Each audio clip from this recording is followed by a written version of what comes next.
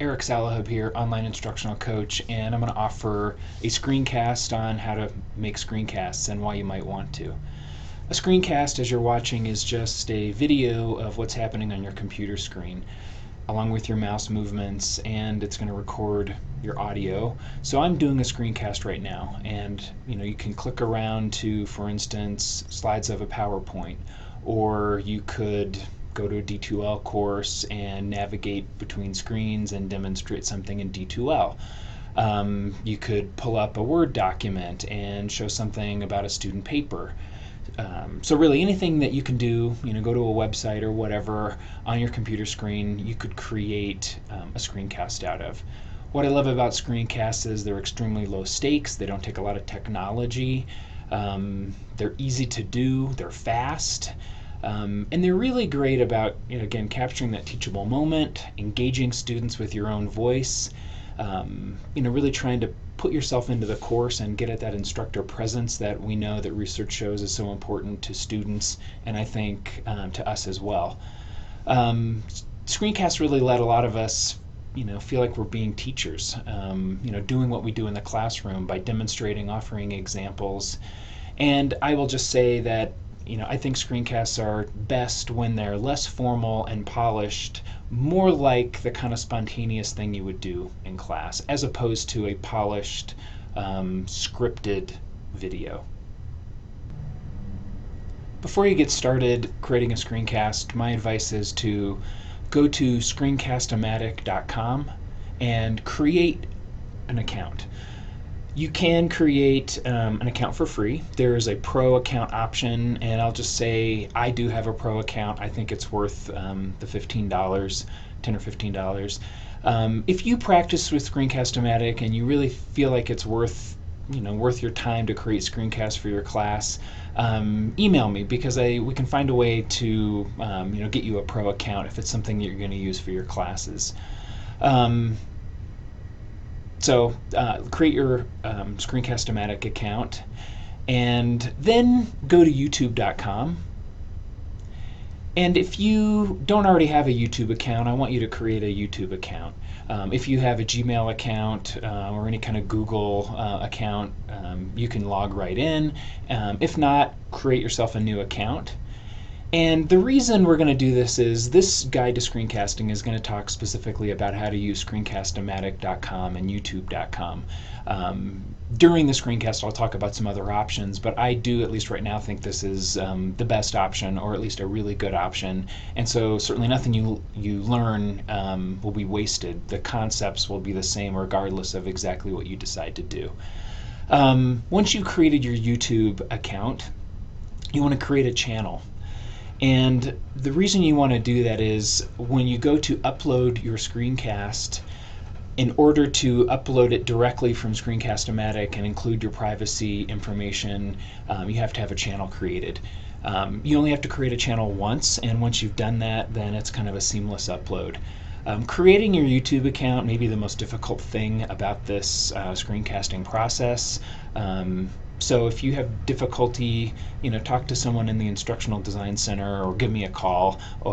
There's also, resources on YouTube that can help you do that. So once you've got your Screencast-o-matic account created and your YouTube account created, we're ready to start planning. So my advice about planning, at least initially anyway, is to think about your screencasts as being short, one idea sorts of things. Again, think about a teachable moment, something you might do in class, offering an example. Certainly a screencast could be more, could be longer, but my advice is to keep them short. You might want to create a storyboard or an outline. This is just kind of a basic idea of what you're going to do in your screencast, maybe which screens you're going to go to, what you want to talk about on each slide of a PowerPoint, etc. I'm going to suggest you take notes, but that you don't create a formal transcript. I think, again, that screencasts come across better if they sound more spontaneous.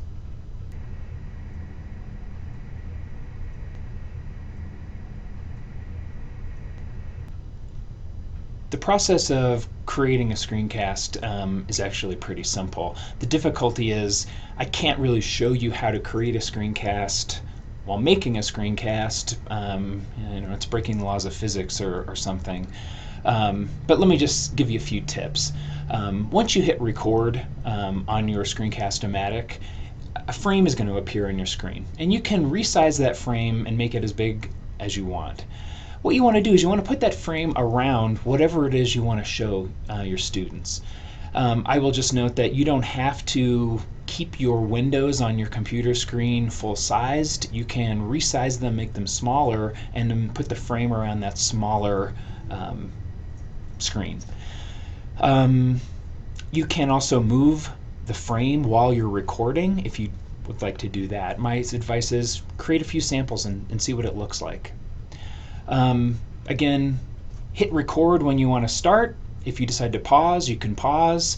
If you decide to hit restart, like I've done many times creating this screencast, just hit restart and it'll start over. My last advice here is eventually just go for it. Do a few trial runs, maybe 2 or 3 or 10, and then just go for it. Again, these are low stakes. If you don't try to do something that's a half an hour long, you won't be so worried about flubbing up a little bit like I've done. So practice a little bit and then go ahead and create your screencast.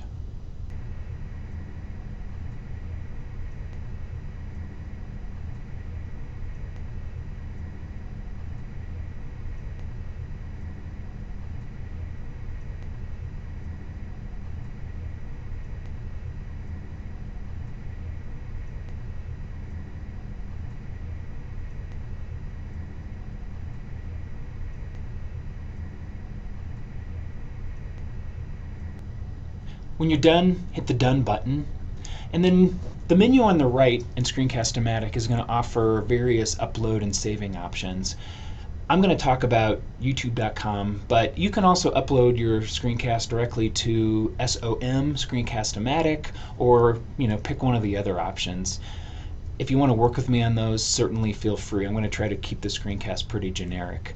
You're going to need to enter a title and a description and do a default privacy setting, and I'm going to suggest unlisted as the default. And once you start uploading, across the top of the screen you can actually see the progress you're making, and when it's done you can link directly to your video in YouTube.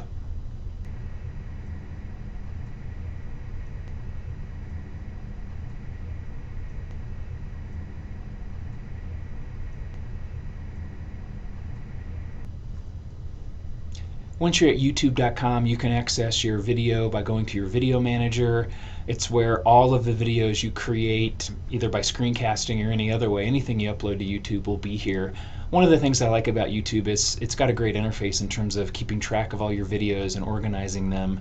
And Screencast-o-matic has been around for several years. I'm extremely happy with it, but it could go away at any time. I am certainly much more confident that YouTube will be here tomorrow and next year and in 5 years. One of the great things about screencasts is you can use them, or at least some of them, semester after semester. And so having them saved somewhere like YouTube, I think gives us more options going into the future.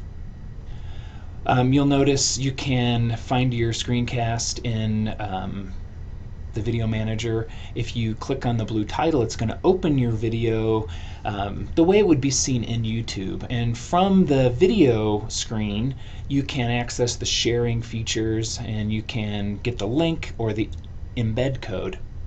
I'm going to go back to YouTube for a minute and just show you how you can edit the video that you created, the screencast video. You can change the title and whatnot. You can change the privacy settings. And I'll just note, the reason I suggest unlisted is only people who have the URL, or if you embed it somewhere, only those people can see the video. It's not going to be part of YouTube's public site. It can't be searched for.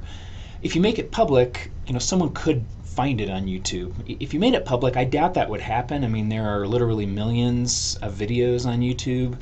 Nonetheless, I think unlisted is the best option. I will caution you against the private option. Play around with it. In order for someone to see the private option, they have to have a YouTube account for one thing. So keep that in mind. But I don't know, if you are really concerned about privacy, like I think we all should be, especially if we're dealing with student work, if it's unlisted and only that student has the link, and especially if you then go reset the link to private once the student has seen the video, or even delete the video after the student has seen it. Again, talk to me or talk to your lead or chair if you want more information on privacy.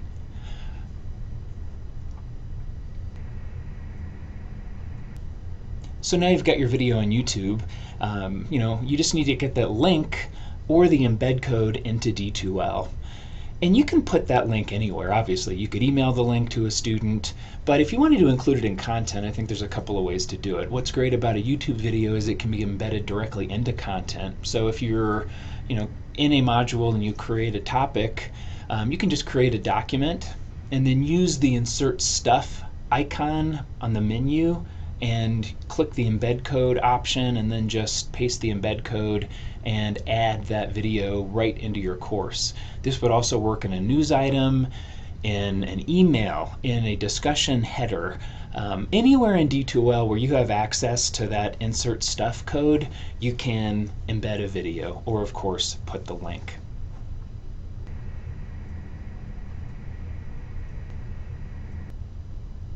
Well, that's it. I am over 10 minutes, so I've gone 5 minutes over my suggested 5-minute limit. I could have broken this screencast up into 5 chunks, and in fact, that might have been a better way to do it. I will suggest that if you've watched this far, maybe you'd want to send me an email and let me know. As a student, was it hard watching 10 minutes of a screencast? Would this have been better as 5 2-minute screencasts? Let me know what you think. I also hope that you will, take a look at other things in this D2L site. There's a discussion forum if you want to talk about screencasting. I'll be moderating this discussion. There's lots of instructors interested in screencasts.